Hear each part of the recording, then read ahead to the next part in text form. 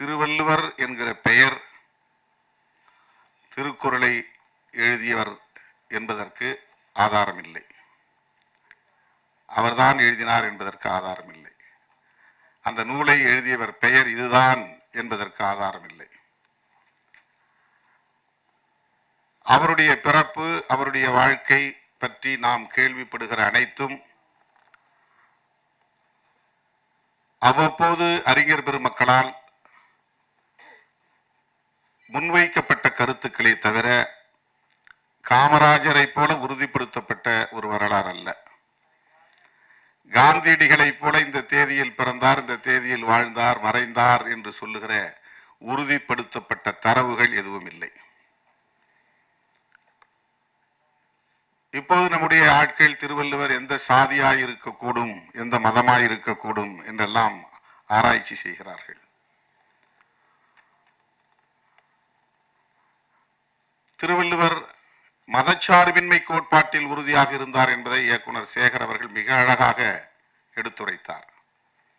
அதுதான் முன்னிறுத்தப்பட வேண்டிய செய்தி, அதுதான் கருத்தியல். ஆகவேதான் இயக்குனர் ஏஜே பாலகிருஷ்ணன் அவர்கள் திருவள்ளுவர் யார் என்பதை விட திருக்குறள் என்ன என்பதுதான் மிகவும் முதன்மையானது. அது என்ன சொல்லுகிறது, அதுதான் நமக்கு மக்களுக்கு போய் சேர வேண்டிய செய்தி. இன்றைக்கு கமல்ஹாசன் அவர்கள் பேசிய ஒரு பேச்சுக்கு பெரிய எதிர்ப்பு. கர்நாடகாவில் அவருடைய திரைப்படத்தையே திரையரங்குகளில் ஓட்டவிட மாட்டோம் என்றெல்லாம் எதிர்ப்பு தெரிவிக்கிறார்கள்.